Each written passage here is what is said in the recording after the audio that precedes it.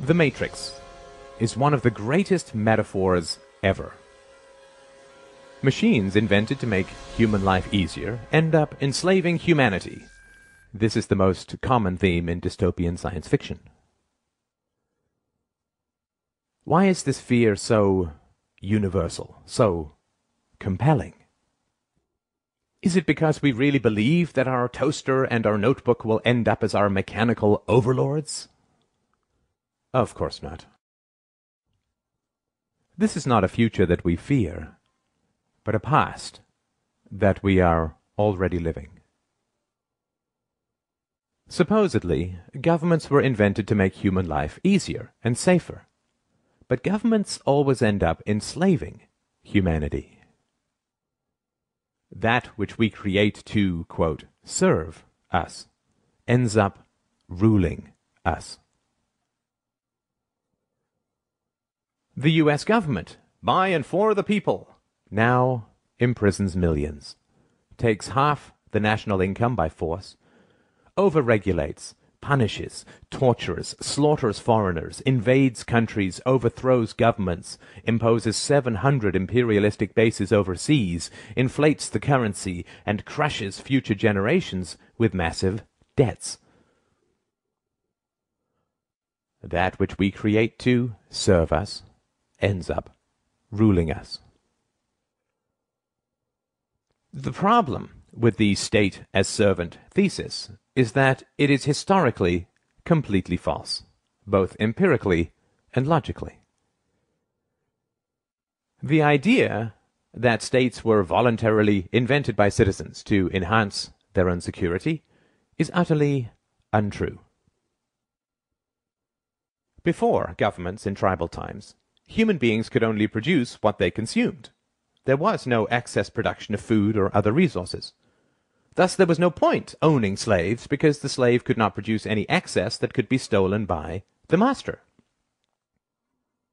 If a horse pulling a plow can only produce enough additional food to feed the horse, there's no point hunting, capturing, and breaking in a horse. However, when agricultural improvements allowed for the creation of excess crops, suddenly it became highly advantageous to own human beings. When cows began to provide excess milk and meat, owning cows became worthwhile. The earliest governments and empires were in fact a ruling class of slave hunters, who understood that because human beings could produce more than they consumed, they were worth hunting, capturing, breaking in, and owning. The earliest Egyptian and Chinese empires were, in reality, human farms, where people were hunted, captured, domesticated, and owned like any other form of livestock. Due to technological and methodological improvements, the slaves produced enough excess that the labor involved in capturing and keeping them represented only a small subset of their total productivity.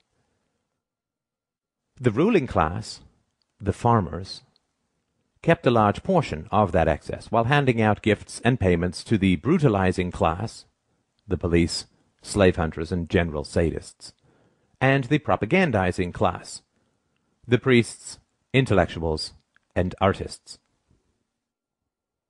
This situation continued for thousands of years, until the 16th to 17th centuries, when again massive improvements in agricultural organization and technology created the second wave of excess productivity. The enclosure movement reorganized and consolidated farmland, resulting in 5 to 10 times more crops, creating a new class of industrial workers displaced from the country and huddling in the new cities. This enormous agricultural excess was the basis of the capital that drove the Industrial Revolution. The Industrial Revolution did not arise because the ruling class wanted to free their serfs, but rather because they realized how additional, quote, liberties could make their livestock astoundingly more productive. When cows are placed in very confining stalls, they beat their heads against the walls, resulting in injuries and infections. Thus farmers now give them more room, not because they want to set their cows free, but rather because they want greater productivity and lower costs. The next stop after free range is not freedom. The rise of state capitalism in the 19th century was actually the rise of free-range serfdom. Additional liberties were granted to the human livestock not with the goal of setting them free, but rather with the goal of increasing their productivity. Of course, intellectuals, artists, and priests were, and are, well paid to conceal this reality. The great problem of modern human livestock ownership is the challenge of enthusiasm. State capitalism only works when the entrepreneurial spirit drives creativity and productivity in the economy. However, excess productivity always creates a larger state and swells the ruling classes and their dependents, which eats into the motivation for additional productivity. Taxes and regulations rise, state debt, future farming, increases, and living standards slow and decay. Depression and despair begin to spread as the reality of being owned sets in for the general population. The solution to this is additional propaganda, antidepressant medications, superstition, wars, moral campaigns of every kind, the creation of, quote, enemies, the inculcation of patriotism, collective fears, paranoia about outsiders and immigrants, and so on. It is essential to understand the reality of the world. When you look at a map of the world, you are not looking at countries, but farms.